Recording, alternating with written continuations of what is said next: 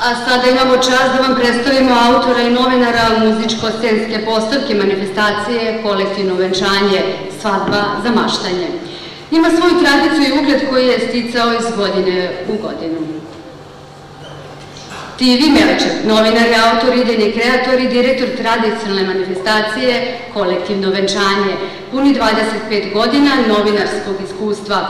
TV je sticao u novinarskoj kući Duga, gde je proveo ceo radni vek, beležići kao reporter najzanimljivije, najuzbudljivije i najjedinstvenije životne priče domaćih i svetskih zvezda, koje je potom objavio u svojoj knjizi U senci slavnih.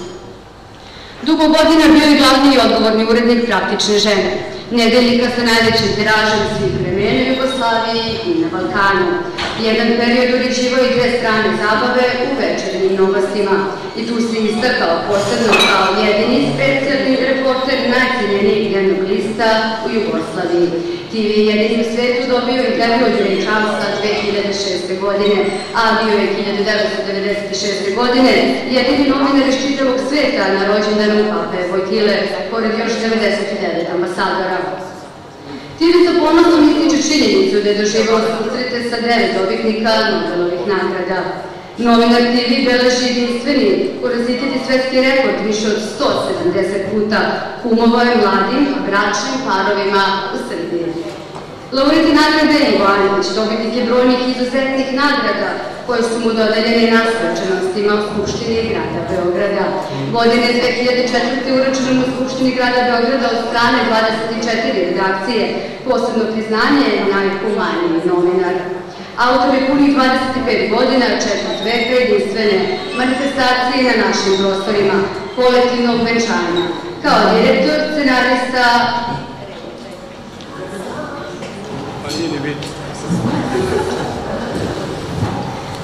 i reditelj biografije slovobresnog beogradskog novinara. Svi se radujemo ponovnom susretu i lepim povodom dodele priznanja za najinovativnijeg novinara koji je to oprodao kao autor i direktor najljepše manifestacije u Beogradu i Srbiji. Kolektivnog venčanja i molimo gospodina Tivija da primi ovo priznanje.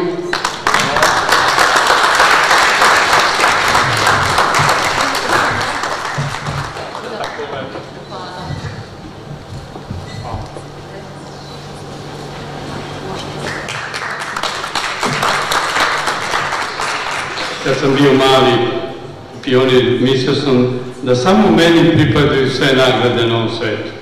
Shvatio sam kasnije da svi zaslužuju nagradu.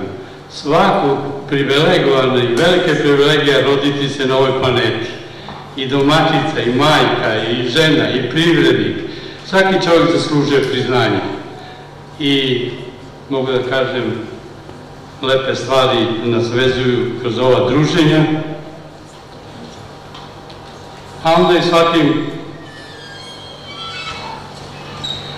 čemu ove preprike, neke neprijatne situacije pred našu nedelju i onda kažem, verujemo u ljude, to je vrednost, to je poenta, druženje, prijatelji i zato hoću da dignemo čašu i nazdravimo za zdravlje, za ljubav, za prijatelje i za Srbiju. Živela Srbija!